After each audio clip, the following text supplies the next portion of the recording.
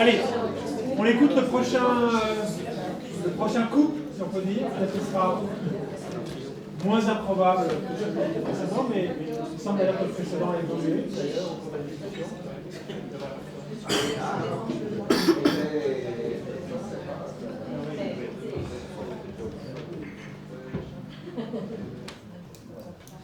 En tout cas, ce qu'on découvre, c'est que l'Institut Yacruz apprécie le café.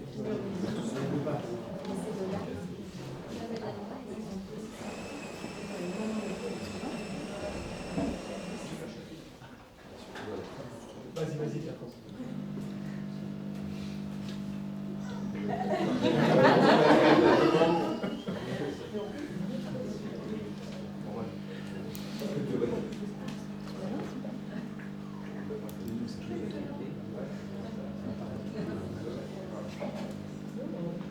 Partage, moitié le temps. Ne t'inquiète pas. De nuisance sonore.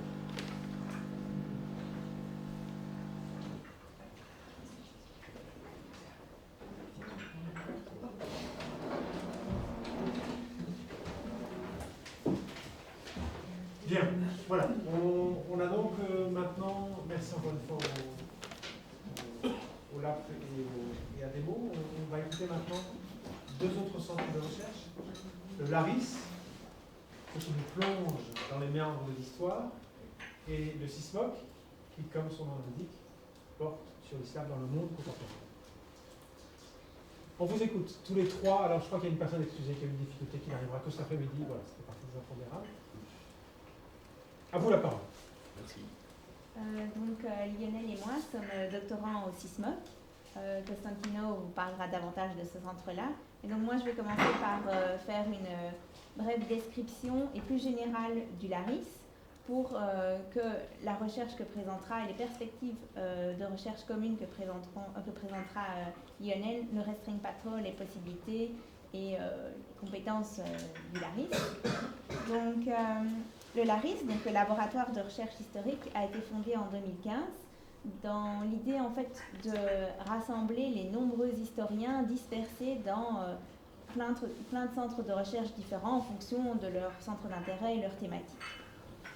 Et donc chaque historien, toujours affilié à son centre de recherche, peut, grâce au LARIS, côtoyer ses camarades historiens dans un centre qui lui est spécifiquement dédié. Il y a également un atelier des historiens qui a été mis en place, et donc c'est une fois par mois, les historiens peuvent se retrouver autour d'une recherche ou d'un chercheur afin de discuter des différentes perspectives de recherche de leur milieu. Le centre s'articule autour de 4 axes de recherche. Le premier axe concerne l'histoire connectée, donc les réseaux, les transferts et les connaissances. Et donc dans ce cadre-là, les différents champs historiographiques sont envisagés sous l'angle des transferts, des connaissances, des pratiques, et entre autres par la mise en réseau d'individus dans des contextes multiples. Le deuxième axe, lui, concerne l'histoire du genre. Donc les recherches traitent principalement de l'articulation entre les discours sur le devoir-être et alors le pouvoir-être des femmes et des hommes en société. Et dans ce cadre-là, une attention particulière est donnée aux marginalités. Le troisième axe, lui, concerne l'histoire du politique. Donc à partir du traitement des conflits, des moments de rupture, l'idée est d'étudier en fait les dynamiques et les moyens qui sont mis en œuvre par un individu ou un groupe pour les surmonter. Ensuite, le quatrième axe, lui, concerne l'histoire de la construction européenne et des relations contemporaines de la Belgique et de l'Europe avec les autres régions du monde.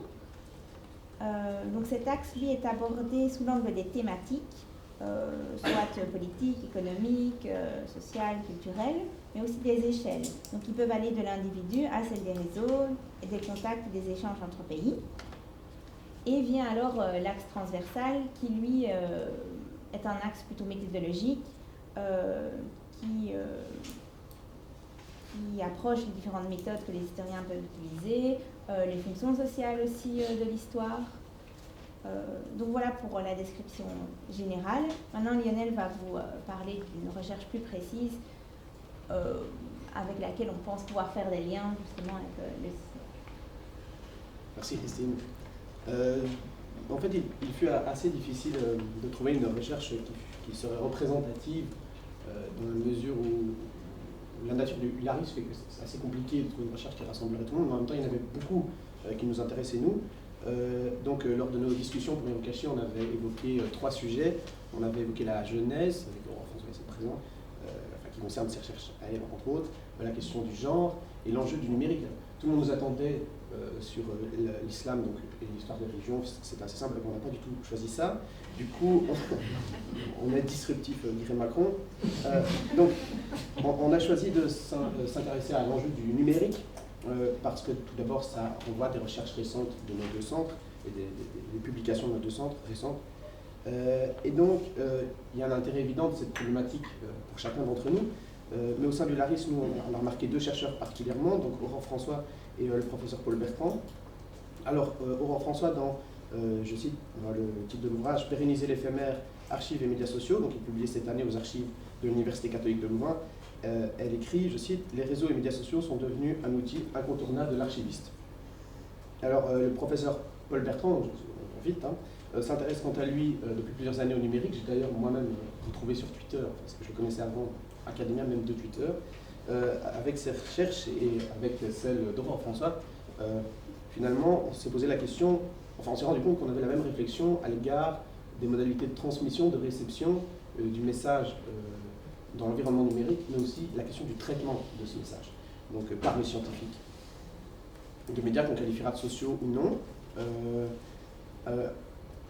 Le professeur Paul Bertrand, en plus, pose des questions qui nous tirent vers la méthodologie, l'épistémologie peut-être même, dans son ouvrage « Les écritures ordinaires, sociologie d'un temps de révolution documentaire entre Royaume de France et Empire 1250-1350 », il propose une vision globale de cette démarche neuve de l'historien visant à étudier la source pour elle-même, donc c'est-à-dire la source comme objet et acteur de l'histoire, et plus seulement comme un lieu où puiser les informations. Alors c'est assez intéressant dans la mesure où, de manière assez triviale, pour l'anthropologue et les sociologues, parce que nous sommes à la fois anthropologues et sociologues, l'acteur, l'agent est une source, une ressource, mais ici, donc, dans le cadre de cette réflexion de Paul Bertrand, le document papier, le document numérique est une source, mais devient aussi un agent. Donc, il y a un parallèle intéressant à faire dans la mesure où notre rapport aux sources, le rapport de l'historien à sa source et le rapport de l'anthropologue à sa source, commence à se recouper plus ou moins. Alors, dans un autre article, il écrit qu'il est temps pour les historiens médiévistes d'entamer une réflexion sur les procédures de travail et les méthodes de recherche, des réflexions qui sont entamées sur le passage de l'édition papier à l'édition en ligne, sur la critique justement des documents numériques et l'élaboration de nouveaux outils de traitement, parce qu'il y a un autre problème qui se pose, qui est assez évident, c'est pour l'historien, c'est la numérisation des documents, et des fameux originaux qui sont donc numérisés. Et il y a un enjeu qui nous rapproche quelque part, encore une fois, dans la mesure où il y a un original, là je cite, on touche le papier, on a un volume de corpus, bon là pour le coup on ne l'a plus, il y a des taches, des trous, des couleurs qui peuvent ne pas être respectées, donc il y a une émotion que ressentait l'historien qui est en quelque sorte sapée, mais simultanément le format numérique permet des choses que ne permet pas l'original papier. Donc il permet d'abord une plus grande accessibilité tout simplement, mais aussi il permet, ça fait le lien avec les précédents discutants, il permet des recherches quantitatives sur ces documents. Donc il permet des analyses sérielles, et puis sémantique en tout genre, avec des recherches de mots, donc des recherches plus quantitatives. Et ce qui est assez curieux, dans la mesure où ce document numérisé pour l'historien qui devient du coup le théâtre de nouvelles méthodologies, etc., c'est aussi le cas en anthropologie, dans la mesure où aujourd'hui, beaucoup d'anthropologues travaillent avec des logiciels de traitement qualitatif de données, et donc numérisent leur carnet de terrain, et travaillent aussi sur leur propre carnet avec ces mêmes outils. Alors, finalement, les historiens médiévistes ont désormais accès à un potentiel documentaire énorme, mais ne savent pas trop quoi en faire en raison justement de l'importance de cette masse de documents. Certains chercheurs s'attellent donc à cette tâche et de création d'outils surtout, mais elle est compliquée, les résultats sont assez incertains, donc ce domaine est peu prisé, bien qu'il soit très intéressant, Mais quoi qu'il en soit, les médiévistes doivent du coup aborder la question du renouvellement des méthodes d'enquête et pas seulement transférer les usages qui étaient adaptés pour les documents manuscrits qui ne le sont plus pour les documents numériques ou qui doivent être actualisés. Alors finalement, on s'est rendu compte pour des recherches croisées que ça posait une question empirique, c'est la question de la source, ça posait donc des questions méthodologiques, des questions de traitement de cette source, et puis une question épistémologique beaucoup plus large, sur redéfinir ce qui fait science quand son document change, quand la source change. Voilà, et donc maintenant je laisse Constantino rebondir sur ce. Alors, je suis Constantino, je suis historien au sein de l'ARIS, mais dans mon civil, il y a aussi une thèse en islamologie. Et je m'excuse pour mon français, mon accent me précède. Alors, les sismocs, je présente donc les sismocs et mes amis et Christine et Lionel. Alors, les sismocs, centre interdisciplinaire d'études de l'islam et du monde contemporain, a été créé en 2002 par le professeur Felice D'Assetto. Maintenant, la directrice est la professeure Brigitte Manchal pour promouvoir à l'UCL les activités de recherche sur l'islam contemporain. Concrètement, le centre valorise et fait converger les chercheurs et les chercheuses travaillant sur des questions en relation avec ces thèmes, donc l'islam contemporain, disséminés dans plusieurs départements et disciplines telles que la socio-anthropologie, les sciences politiques, l'islamologie, la science islamique et le droit. Donc, parmi les nombreuses activités organisées par les centres, il faut mentionner le programme de formation sciences religieuses islam depuis 2007 et une summer school annuelle depuis 2015. À celle-ci, il faut ajouter un séminaire ouvert au public et un autre interne ouvert aux chercheurs et aux chercheuses de SISMOC sur base mensuelle. Alors, de manière vraiment générale, l'activité scientifique du SISMOC peut être résumée en 3 orientations aux axes de recherche. Donc, l'étude des changements des identités et des appartenances religieuses, depuis la prise en compte des relations qui se nouent avec les musulmans, mais aussi entre musulmans et non-musulmans. L'étude des transformations du champ religieux musulman, principalement sunnite. L'étude des transformations des idées religieuses à partir de l'étude des discours musulmans contemporains.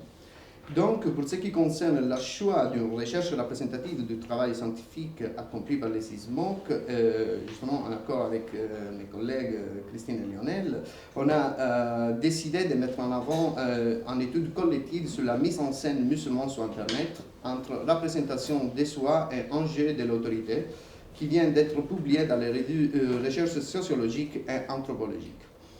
Et d'après la présentation du volume, écrite par la directrice Madame Brigitte Manchal, l'attention des chercheurs et des chercheuses qui ont participé au travail collectif a été orientée sur 2 grands axes de recherche. Donc, l'analyse des modalités à travers lesquelles des acteurs ou des actrices musulmans se donnent à voir et se mettent en scène dans des réseaux médiatiques variés. L'analyse des transformations de l'islam contemporain à travers des enjeux fondamentaux, donc l'affirmation des identités et des appartenances à l'islam, la construction et la mobilisation des imaginaires, et la conception différente des modalités de transmission du message islamique, encore l'établissement et la structuration de l'autorité et de ses modalités de légitimation. Alors, d'un point de vue méthodologique, voire épistémologique, ce qui nous semble, nous en tant qu'historiens et historiennes, ce qui nous semble faire la spécificité de cette recherche du SISMOC est la manière ou les manières dont des spécialistes d'autres domaines utilisent les sources numérisées et numériques, notamment des sociologues et des anthropologues. Et comme Christine et Lionel justement viennent d'expliquer, à propos des recherches en cours au sein de l'ARIS, donc celle-là de Madame Aurore François et Paul Bertrand, la mise en données numériques pose des questions au sens humain et premièrement à l'histoire, car elle touche à la question des rapports aux sources, leur exploitation et leur utilisation.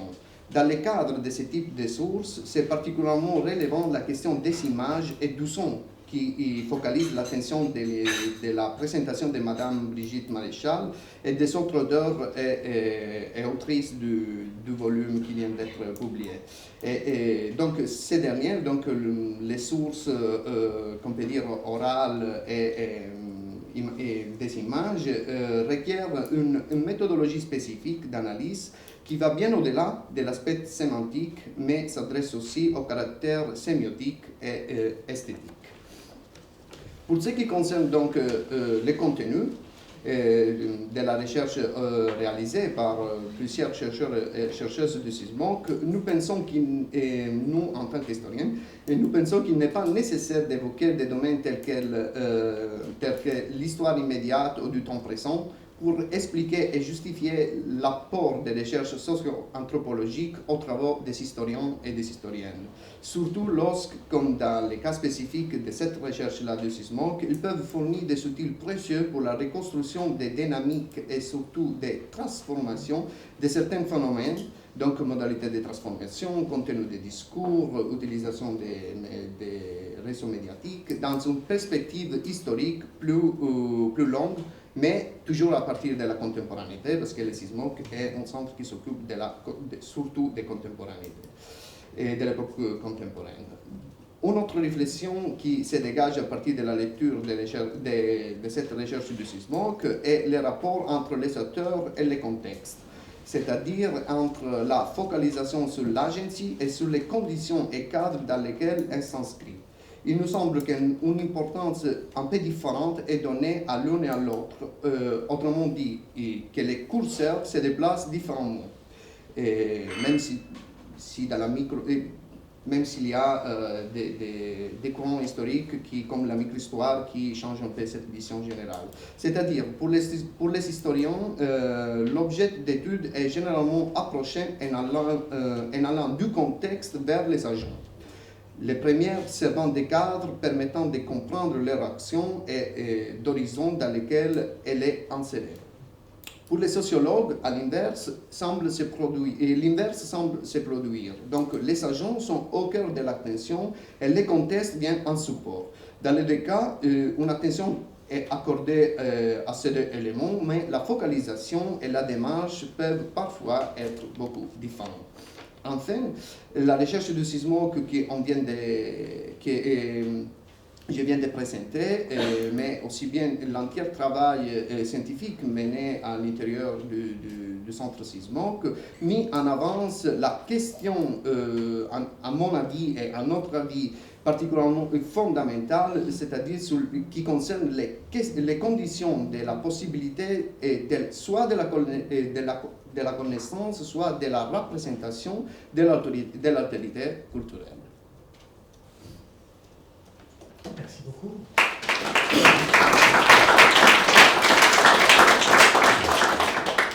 Alors, déjà entre vous, est-ce que vous avez des réactions par rapport à ce que vous avez entendu de la part de l'autre, de l'altérité, si on peut dire?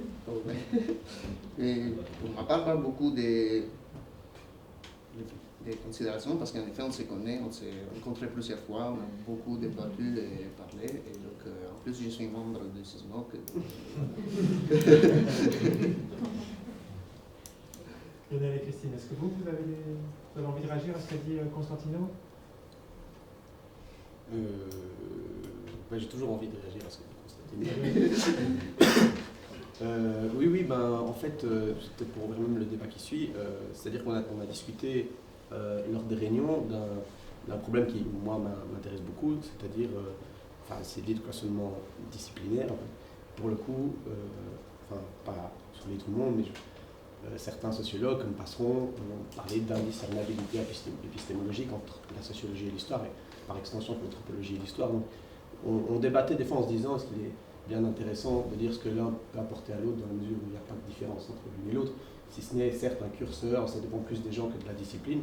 Et donc, quand on voit par exemple les historiens du temps présent, c'est assez difficile de dire qu'est-ce qui les distingue des anthropologues ou des sociologues. Donc voilà, c'était un débat intéressant, on se demandait, c'est pour ça qu'on est allé sur la méthodologie, parce que c'est le rapport aux sources, du coup, surtout pour les archivistes, ils sont plus éloignés de nous, mais entre les deux disciplines, c'était étrange de se mettre dans la position du qu'est-ce qu'ils peuvent nous apporter dans la mesure où ils nous apportent déjà, et j'espère réciproquement. Oui, par contre, par ma part, dans le sens des membres de l'ARIS, une collaboration ou la fréquentation du CISMOC vraiment me permet élargir un peu les horizons de recherche à l'intérieur du centre LARIS, dans le sens de s'éloigner un peu de l'eurocentrisme de recherche, soit dans le sens du regard vers des autres, vers l'autre, hein, et soit dans le sens de s'occuper des minorités à l'intérieur de l'Europe. Donc, ouais, élargir les frontières eurocentriques du centre LARIS et à l'intérieur de, si on se souffirme sur ce qui se passe en Europe, en effet, se souffirmer sur une minorité qui souvent est aussi qui fait débat surtout. Christine, tu veux réagir? Oui, Aurore. Aurore, viens, je t'en prie. Il y a de la place, hein, donc ceux qui veulent participer, en l'occurrence. Est-ce que Christine, tu veux avoir une première réaction? Je vais laisser Aurore ça pareil. Mais donc pour moi c'était une belle surprise ce matin de découvrir que finalement c'était la recherche sur le numérique que vous aviez décidé de mettre en avant, alors qu'effectivement vous attendez tous au tournant de l'histoire des religions. Je voudrais juste, en tout cas pour la recherche que j'ai menée sur l'archivage des médias sociaux, peut-être la recontextualiser et dire que c'est une recherche à la fois que j'ai menée avec une double casquette, celle d'historienne du LARIS et celle d'archiviste de l'université. Et ce qui me permet aussi de peut-être remettre au clair certaines représentations qu'on se fait d'habitude de l'archiviste, à savoir cette personne qui aime les greniers, les sous-sols et s'entourer de vieilles choses, alors que les archivistes, et finalement c'est vraiment ce que vous avez remarqué, sont des gens incroyablement ancrés dans le présent et qui travaillent pour la manière dont le futur va pouvoir regarder le passé. En aujourd'hui collectant, évaluant, triant, préparant le matériau qui sera celui des chercheurs pour plus tard, pour l'avenir. C'est une belle responsabilité, mais elle méritait d'être rappelée. Et un des matériaux, des matériaux qui est en train qui émerge aujourd'hui et depuis quelques années maintenant, c'était celui produit sans cesse par nous-mêmes sur les médias, les réseaux sociaux, et par rapport auquel on s'est dit que le moment était vraiment venu de nous interroger à la fois sur les usages qui pourraient plus tard, par les historiens, être faits de ces matériaux, et dès lors de la responsabilité des archivistes aujourd'hui par rapport à ce matériau-là. Alors les usages, on a interrogé nos étudiants pour voir un petit peu quel était le potentiel de recherche qu'ils présumaient. On s'est interrogé nous-mêmes. On a voyagé auprès de quelques historiens, sociologues, pour voir ce qu'ils en faisaient. Et puis on s'est posé la question des défis de leur conservation. Alors aujourd'hui, on a l'impression, quand on voit ce matériau-là, d'une énorme accumulation, qu'il y en aura toujours, qu'on peut remonter sur des choses anciennes, mais en réalité, on connaît très très mal les ressorts de la conservation de tous ces tweets, de tous ces pages Facebook qui s'accumulent un peu partout. Pour nous, c'est avant tout un matériau extrêmement vulnérable parce que c'est nous qui en sommes les producteurs, c'est nous qui ne cessons de les alimenter, mais ces données ne nous appartiennent pas. Donc on ne sait pas du tout comment elles seront préservées, de quelle manière. On sait aussi qu'elles sont dans une masse telle qu'on ne pourra pas tout garder, que les matériaux numériques sont tels que, au contraire d'un dossier en papier qu'on peut oublier pendant quelques décennies dans une pièce sans craindre trop pour sa survie, le numérique c'est tout à fait différent. Les paradigmes de la conservation sont renversés et ce qui sera conservé, c'est ce qu'on aura choisi aujourd'hui de conserver, d'entretenir via des migrations des supports, des formats, donc techniquement tout ça est beaucoup plus compliqué. Et donc ça pose aujourd'hui de manière encore plus pressante cette question qui est extrêmement difficile de l'évaluation. Qu'est-ce qu'on va choisir de garder?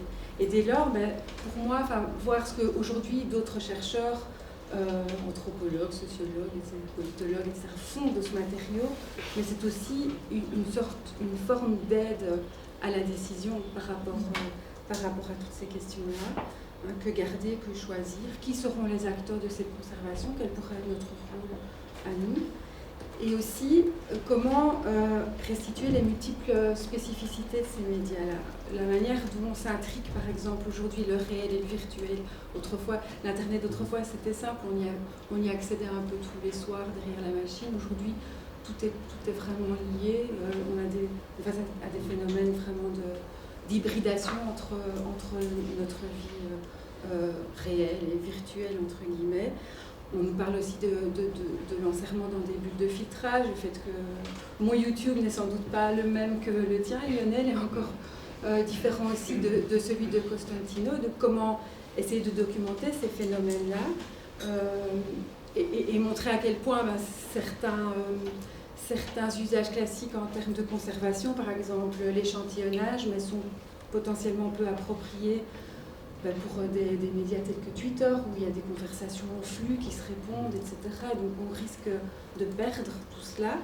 Et donc voilà, moi c'était aussi une question que je voulais vous adresser. Comment nous aider, comment vous-même faites avec ces différentes dimensions-là pour les cerner, les appréhender, les restituer aussi dans vos recherches, et comment ça pourrait nous aider à nous, historiens, de saisir ces opportunités-là, de préserver un matériau d'une grande richesse, à mon sens, pour les générations futures.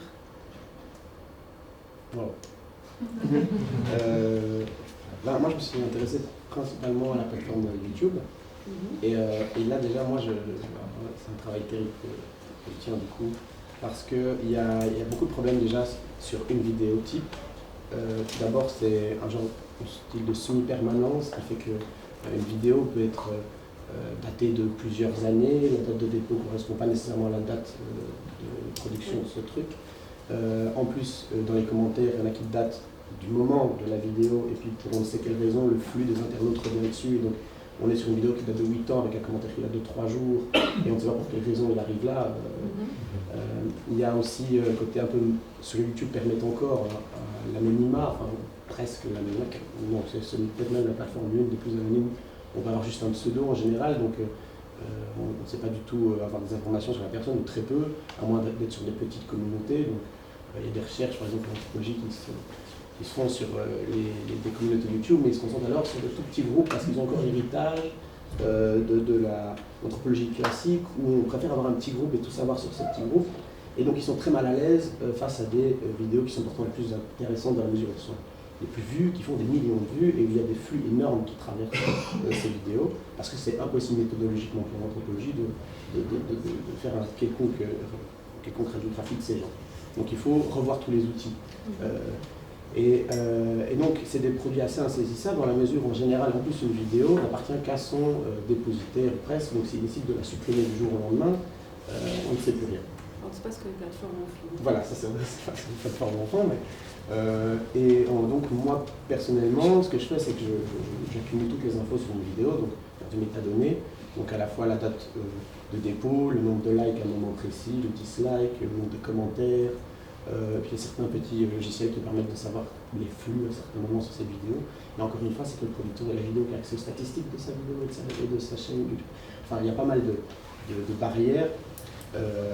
Mais après, dans le contenu lui-même, ce qui est intéressant, c'est que ces plateformes-là, le numérique, posent des barrières, ou du moins, c'est un format, un environnement qui est déterminé. C'est une structure qui limite les interactions possibles, en fait.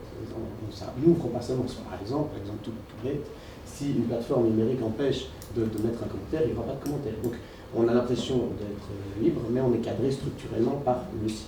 En plus, il y a des formats qui plaisent et d'autres non. C'est un implicite, par exemple, sur YouTube. Mais les prédicateurs musulmans, dans notre cas, ceux qui sont les plus populaires aujourd'hui en langue française, c'est ceux qui ont adopté des titres qui collent à disons, un genre de format youtubeur où le message est direct, clair, des fois en majuscule. Le format ne doit pas être trop long, parce que si c'est trop long, les gens quittent. Donc, sauf pour les grandes conférences, en général, on va être sur des formats plus courts. On se rend compte que les vidéos qui ont plus de vues sont des vidéos qui sont plus courtes en général aussi. Oui, voilà. Et donc, il y a une difficulté, en tout cas sur notre sujet, c'est aussi les transformations de l'islam qui, si elles font abstraction du numérique, ont l'impression que nous sommes dans par exemple, dans une métamorphose, certes, de l'autorité, mais eux, ils pensent à une disparition de certains. Ils pensent que les prédicateurs n'ont plus de succès auprès de la jeunesse. Parce que les grands prédicateurs classiques qui passaient dans les émissions télé, etc., ne sont pas trop présents auprès de cette jeunesse. Bah, pourtant, si on va sur YouTube, il y a beaucoup de prédicateurs qui ont énormément de visibilité, mais qui ne sont pas les prédicateurs classiques, parce qu'ils ont adapté leur discours à un format nouveau. Par exemple. Et donc pour l'archivage, moi je serais hyper intéressé de savoir comment archiver, surtout systématiquement des tweets, etc. et comment accéder moi à ces bases de données pour essayer de... Oui, parce que les screenshots manuellement tout seul, c'est assez pénible. Donc savoir accès à toutes ces données, c'est merveilleux.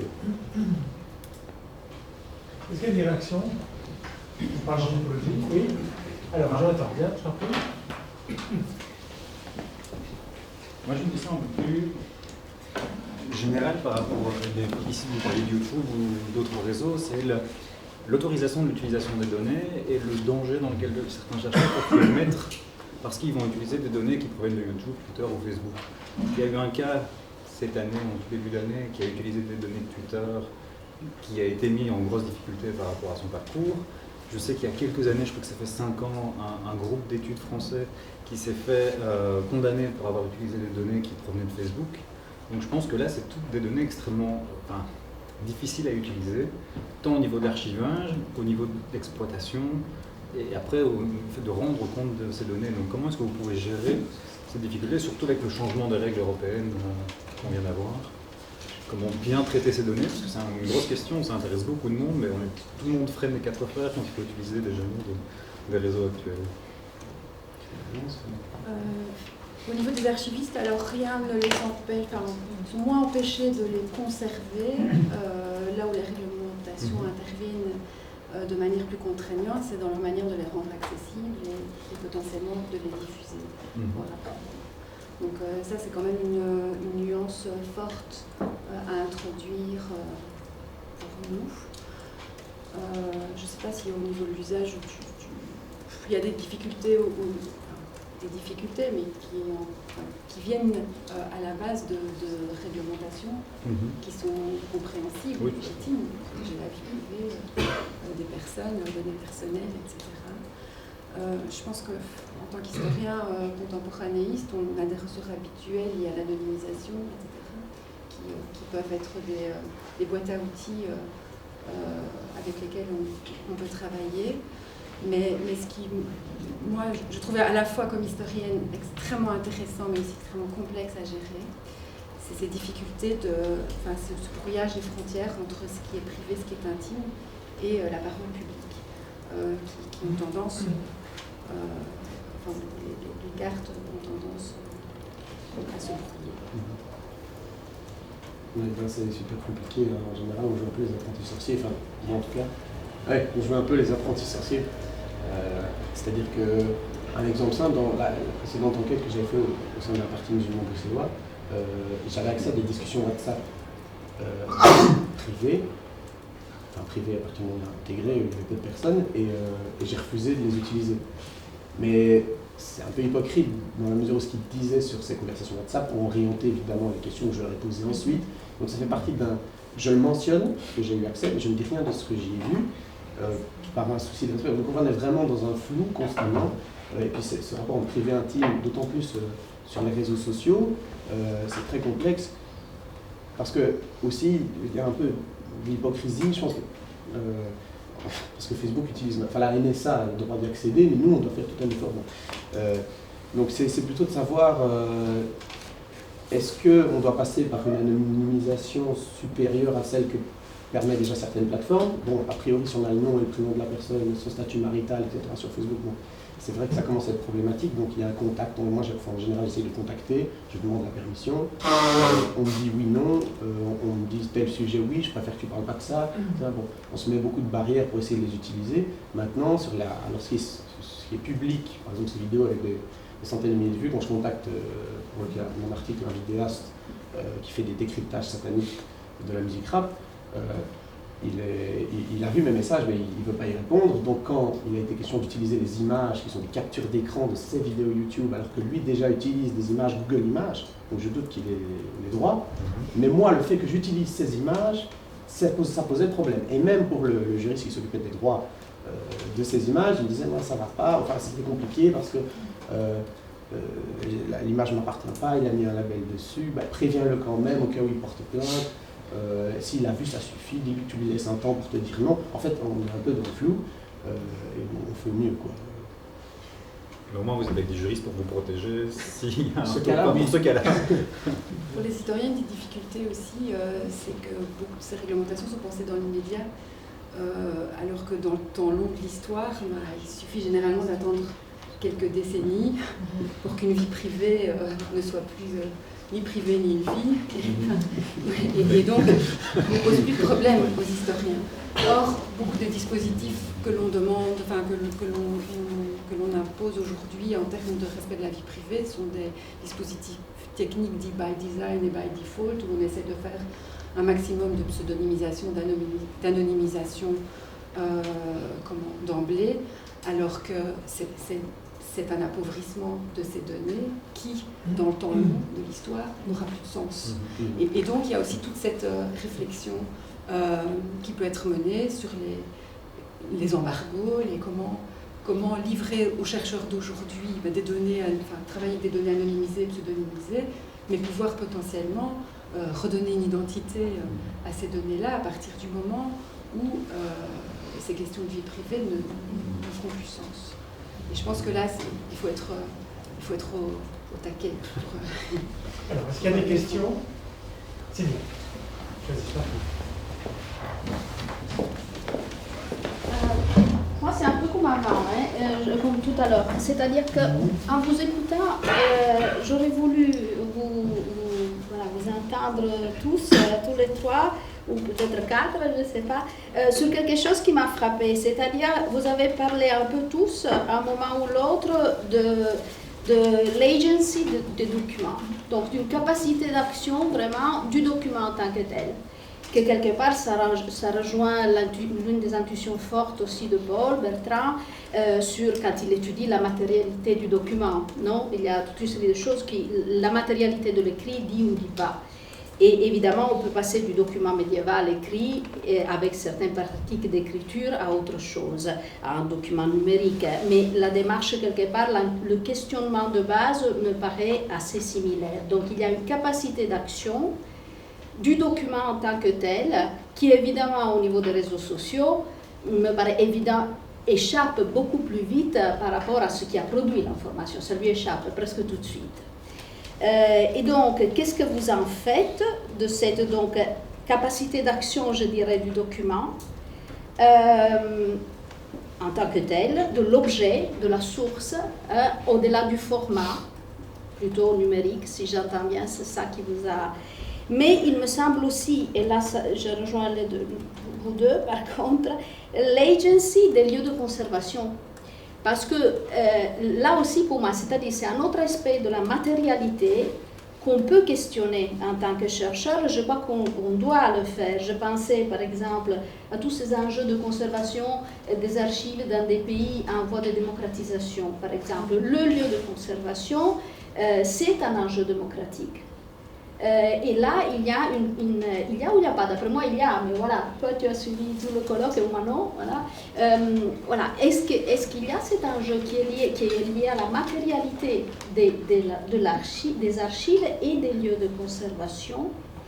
Et Costantino, ce qui m'intéresse sur ça, c'est, voilà, tu travailles sur une minorité, les anarchistes italiens. On est en Égypte, donc une minorité coloniale qui fait partie d'une majorité, d'une force coloniale dans un pays tiers colonisé à l'époque, et tu as des sources qui restent là-bas. Donc cette minorité a produit aussi des sources qui sont intégrées dans un système d'archives là-bas, en Égypte. Et donc voilà, peut-être parce que je suis archiviste aussi, mais je trouve qu'il y a plein d'enjeux liés à la conservation. Et l'intuition que Paul a développée et développe par rapport à la matérialité de l'objet source, d'après moi, c'est quelque chose qu'on retrouve avec des enjeux majeurs au niveau de la construction de l'autre, justement, au niveau comment est-ce qu'on conserve, quel nom on met, quelle étiquette on met sur ce qu'on conserve, et de qui et dans quel contexte. Voilà. Alors, réaction. Moi, je vais commencer parce qu'en fait, j'ai pas grand-chose à dire là-dessus parce que j'ai pas fait partie de la recherche collective à partir du numérique et je suis un peu allergique aux nouvelles technologies, donc c'est un milieu que je ne connais pas bien et pourtant je travaille avec les jeunes. Donc, je sais que là, il y a tout un enjeu qui se joue, donc je travaille plutôt par entretien, observation auprès des jeunes et par contre, lors des entretiens, chacun a toujours un smartphone et donc ça rentre en compte dans l'entretien parce que je vois aussi sur le moment même les paradoxes entre ce qu'ils peuvent me raconter et ce qu'ils sont en train de faire sur le moment sur Internet, en train de liker telle ou telle photo, de distribuer tel lien, de rigoler sur telle chanson, etc. Et donc là, c'est clairement... voilà, on peut apercevoir la différence qu'il peut y avoir au niveau des environnements et des sphères. Dans quel cadre, qu'est-ce qui est dit dans quel cadre, qu'est-ce qui va l'être dans un autre, qu'est-ce que les jeunes veulent bien me laisser voir, parce qu'ils sont conscients que je suis en train de voir ce qu'ils sont en train de faire, je réagis par rapport à ça, alors il y a certaines limites qui sont mises, et ce qui serait intéressant, c'est bien évidemment de creuser plus loin dans la sphère des milieux sociaux pour voir voilà, de quelle manière la pensée des jeunes est distribuée, ce qui peut être dit et ce qui va l'être soit dans une maison de jeunes, auprès d'autres gens qu'ils connaissent. S'il y a, je travaille aussi dans le milieu scolaire, donc voilà les différences au niveau des environnements, mais c'est quelque chose de nouveau, les réseaux sociaux.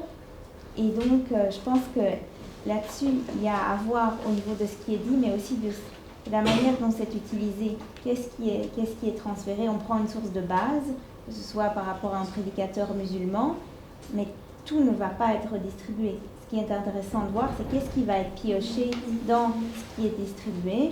Et voilà, après, essayer de creuser pourquoi c'est ça qui est important et finalement, de quelle manière ceci se véhicule. Est-ce que on est conscient de la source primaire initiale ou est-ce que finalement c'est uniquement le petit morceau qui va être propagé et est-ce que tout va tourner autour de ça?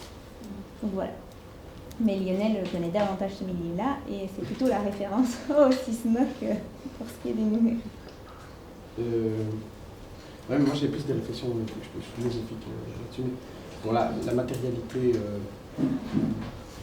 plus la matérialité ou la capacité d'action? C'est la capacité d'action qui m'intéresse. Oui, la capacité d'action. Si ça te parle. Oui, ça me parle. Oui. Mais en fait, en même temps, c'est un terrain vierge. Donc, mais déjà, la capacité d'action, ce qui moi m'intrigue beaucoup, c'est que, je pense par rapport à un document papier, c'est qu'il n'est jamais unique, homogène, focalisé.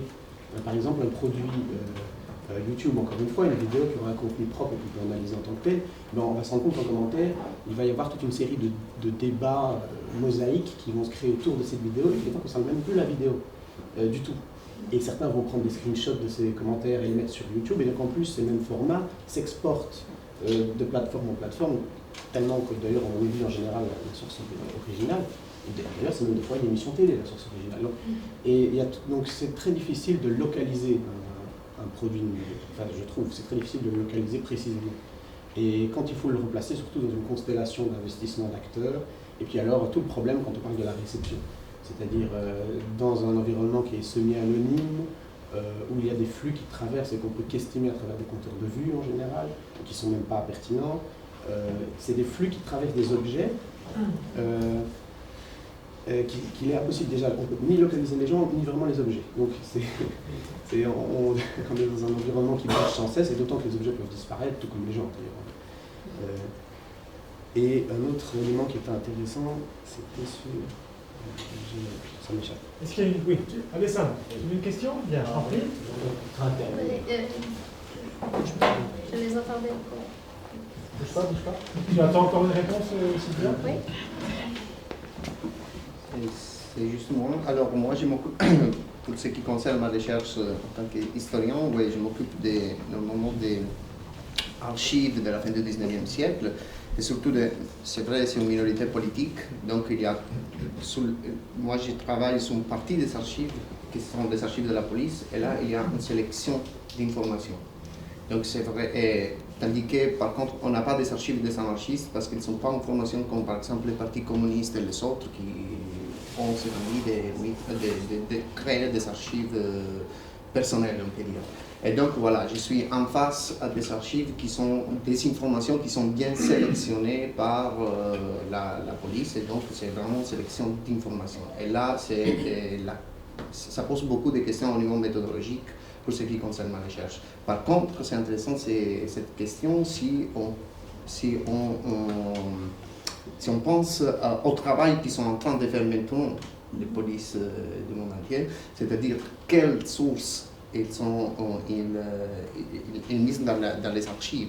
Et là, c'est beaucoup plus intéressant. Donc, imaginons par exemple, si on pense à la manifestation dernière à Paris, quelles informations ils ont sélectionnées et où ils vont finir cette information-là, et quel type de documents ils ont choisi de sélectionner. J'imagine qu'il y a une base de données de vidéos incroyable. Et donc, il faut penser un petit peu dans le futur, c'est-à-dire les chercheurs dans 20 ans, 30 ans, quand ils cherchent les archives de la police, exactement comme j'ai fait par rapport au 19e siècle, qu'est-ce qu'ils vont trouver? C'est une question très importante, je pense, pour ceux qui s'occupent des mouvements politiques extrémistes. Voilà. Et qui concerne l'islam aussi. Oui. Quel document la police sélectionne quand on s'occupe du terrorisme islamique? On sait par exemple que la police maintenant, ici en Belgique, a des archives divisées par catégories. Donc il y a l'extrême gauche, l'extrême droite, les ambientalistes et les terroristes. Mais quelle information il y a dedans? Il faudrait parler avec un policier. Je ne sais pas. Des informations qui se passent ici.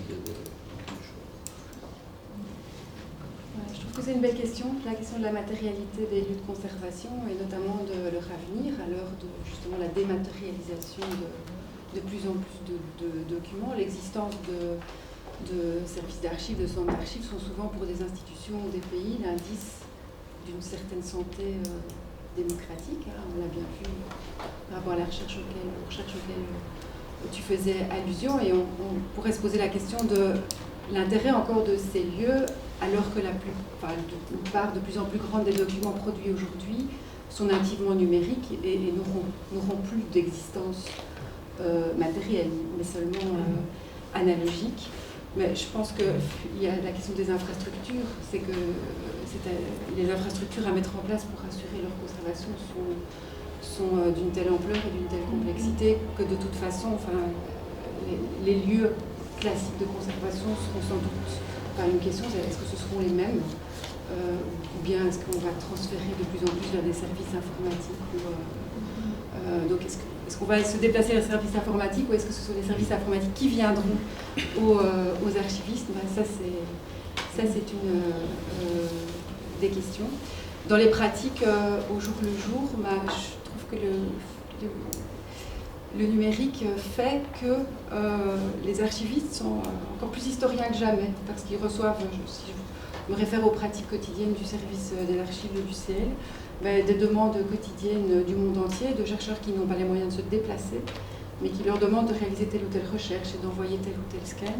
Et dès lors, voilà, on n'est plus dans la production d'un document en salle de lecture que le chercheur doit travailler lui-même, et on redevient plus historien que jamais à réaliser potentiellement des recherches pour autrui. C'est un plaisir. Alors leur existence aussi, par rapport au cadrage dont on parlait tout à l'heure, propriété intellectuelle, droit à la vie privée, etc., fait que toutes les collections numériques ne sont pas diffusables, mais que par contre on peut les consulter en salle de lecture. Parce qu'à ce moment-là, on est au sein d'une institution, d'une communauté, sont encore ouvertes. C'est le cas pour la consultation de la presse, par exemple, à la Bibliothèque royale, etc., et qui donne quand même encore toute légitimité le numérique ne fait pas que, du fait de ce cadrage légal-là, ne signifie pas que tout peut se faire sur son bureau, chez soi, à distance. Il faut encore se déplacer. Oui. Alors, on a très peu parlé de l'islam, donc je vais essayer d'apporter quelques éléments sur l'aspect du numérique. Justement, je crois que le lien entre l'histoire et les recherches sur l'islam que nous faisons au CISMOC, on va dire, est un rapport de parenté, en même temps de concurrence.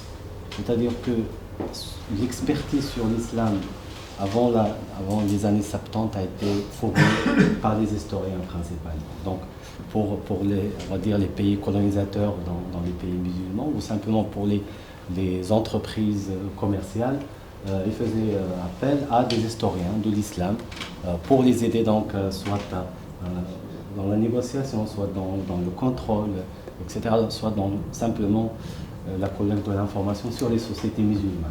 Et les historiens, leur méthode était très intéressante. On les appelle aujourd'hui des orientalistes.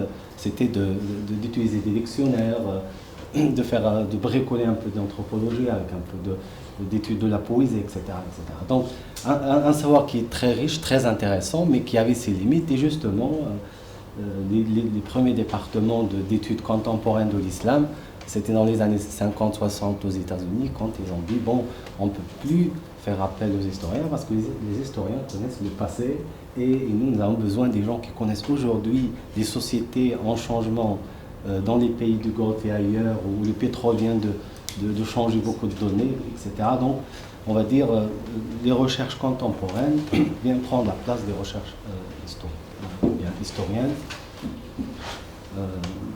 à un niveau. On va dire que c'est la concurrence. Mais la parenté, c'est dans le sens où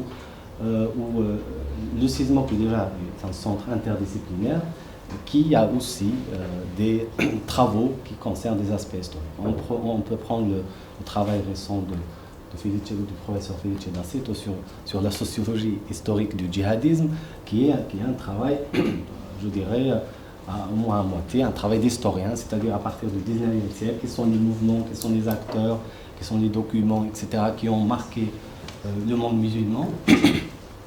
Mais dans l'islamologie elle-même, c'est-à-dire l'étude de l'islam, on va dire comme manifestation religieuse, il y a toujours l'aspect historien, l'aspect historique sur les textes religieux, par exemple.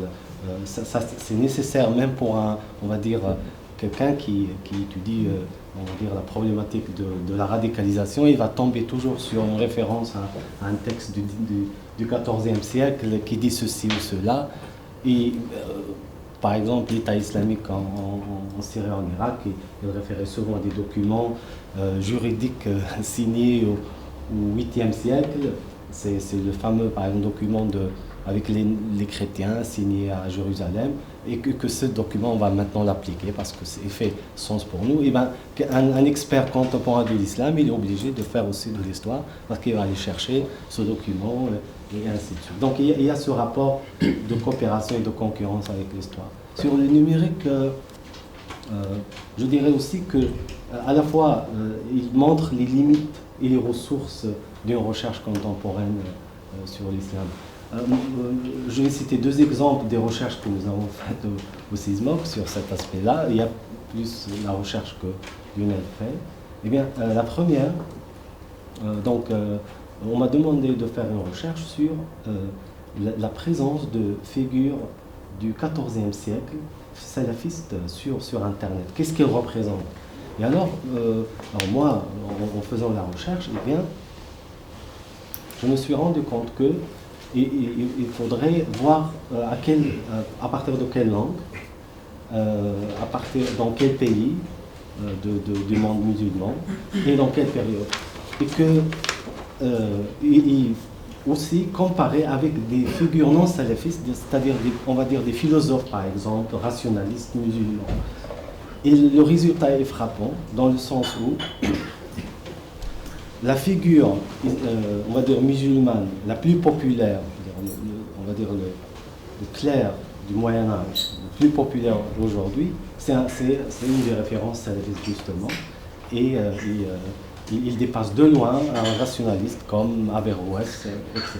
Donc, et ça a permis aussi de chercher les raisons, on va dire, de la présence d'un islam particulier très conservateur sur Internet.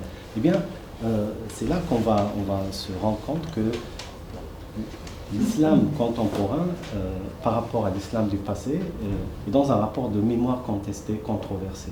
C'est-à-dire que le moment où on passe du 19e siècle vers le 20e siècle, eh bien, qu'est-ce qui va faire les archives de l'islam du passé? Et qu'est-ce qui va définir, on va dire, les archives qui passeront sur Internet, qui seront digitalisées?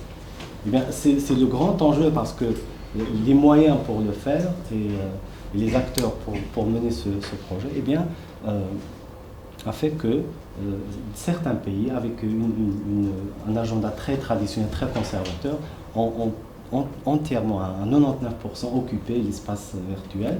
Et donc, par conséquent, eh bien, pour quelqu'un, je veux dire, qui n'a pas le sens de la complexité de la mémoire musulmane, eh bien, quand il va sur Internet, il voit une image, une partie de cette mémoire, de cette histoire. Et alors, pour un chercheur, bien évidemment, et là je parlerai de la deuxième recherche que j'ai menée avec d'autres collègues, notamment la professeure Brigitte Maréchal, sur les discours musulmans contemporains diffusés en Europe. Quels sont ces discours qui sont sur Internet, qui sont les plus présents, qui sont on va dire, les plus lus, les plus cités, etc. Eh bien, non seulement le résultat est que ce sont des discours traditionnistes qui sont les plus présents, mais ce qui est frappant, c'est qu'ils sont presque les seuls qui sont présents. Et donc, quand vous cherchez, par exemple, pour juste donner un exemple, des textes de sexualité musulmane qui existent, pour un chercheur sur l'histoire de l'islam, eh bien, il sait qu'il y a ces textes, il sait qu'ils ont été cités, qu'ils ont été étudiés par des orientalistes, justement, par des historiens, mais on ne peut pas les trouver sur Internet. Pourquoi? Parce que ceux qui ont archivisé l'islam, qui ont fait digitaliser l'islam, eh bien, ils ont occulté cette partie. Ils ne veulent pas que ça apparaisse, ils ne veulent pas mettre les moyens pour que ça apparaisse. Et donc, nous avons trouvé cette image des discours dominants qui sont traditionnistes. Alors, la question, bien évidemment, c'est ici que je parle des limites d'un travail à la fois dans les sciences sociales de l'islam et dans l'histoire, c'est que cette mémoire qui a été sélectionnée par certains acteurs, que représente-t-elle dans la complexité, on va dire, du paysage arabo-musulman aujourd'hui? Peut-on faire de la recherche à partir de ces matériaux et se dire que véritablement nous avons ici des échantillons représentatifs, ou alors nous sommes nous-mêmes les chercheurs des victimes d'une grande stratégie qui fait que nous avons accès à ce que ces acteurs veulent que nous découvrions dans cette complexité des idées et des paysages. Alors, juste quelques réflexions. Alors, la première concerne bien évidemment la représentation, l'enjeu de la représentation. Et la question de l'orientalisme qui a été mise en avance par Edouard Saïd à l'époque touche encore beaucoup les Européens, les chercheurs européens, les chercheurs aussi, qui s'occupent de l'islam. C'est une question fondamentale qui tient, pour ce qui concerne les historiens et les historiennes, à la représentation de l'autre, la façon de la juste représentation de l'autre. C'est une question qui, moi, je me pose toujours, par exemple, quand je m'occupe justement d'islam ou d'histoire du Moyen-Orient. Deuxième question importante concerne l'anachronisme. Pourquoi une collaboration entre, par exemple, sociologues, anthropologues et historiens peut donner de bons résultats, dans le sens, même si on fait référence à la recherche dont tu parles, déjà parler des salafistes au XIVe siècle est un anachronisme total, dans le sens qu'on se souvient que la salafie a commencé au XIXe siècle, après elle a évolué. Donc déjà avoir des recherches qui te disent de rechercher quelque chose dans le passé avec des références qui sont totalement contemporaines. L'aide d'un historien peut aider aussi à comprendre des enjeux tels que le terme salafisme. Et troisième chose qui concerne les historiens toujours, c'est cette relation, et voilà la question aussi de Sylvia, la question des relations entre pouvoir, archives, qui est une question fondamentale. Donc, pour ce qui concerne la matérialisation, la question qui te posait avant, ouais, par exemple, moi, je travaille en Égypte et j'ai presque aucun accès aux sources. Le régime actuel qui n'est pas envie de démocratisation, on peut dire qu'il a envie de dictature, a bloqué l'accès aux archives. Et là pose la question des régimes évidemment et des archives. La même chose, et on revient à ton discours, c'est de la mise, de la publication de certains volumes de l'histoire de l'islam plutôt que des autres. Notamment, il y a les régimes, par exemple, de l'Arabie Saoudite, wahhabites, salafistes, etc., qui, évidemment, ont tout l'intérêt de publier soit virtuellement, soit au niveau papier, éditorial, en effet, et certains volumes plutôt que les autres. Par contre, pour toutes les personnes qui s'occupent de l'islam, il y a un projet qui s'est phénoménal et c'est mené par l'Institut dominicain du Caire qui a mis en place vraiment une sélection des textes qui va justement avoir les maisons d'édition, l'année de publication, les introductions des volumes et essaie vraiment de donner d'amplifier les volumes qui sont à l'intérieur de la bibliothèque. Donc c'est un travail vraiment très précis qui implique vraiment beaucoup de travail surtout. Et il y a par exemple des Dominicains qui vont à la foire du livre chaque année au Caire à voir les nouvelles éditions même des livres anciens pour regarder un peu et même les changements dans les mots ou dans les introductions, dans les listes d'édition. Et donc je pense que là c'est beaucoup important, mais encore une fois, cette raisonnement-là a à faire avec une relation qu'on peut analyser soit en sociologie et anthropologie, soit en histoire, entre pouvoir et archives. Si ça vous va, on va s'arrêter là parce que le temps passe. Un tout grand merci à vous.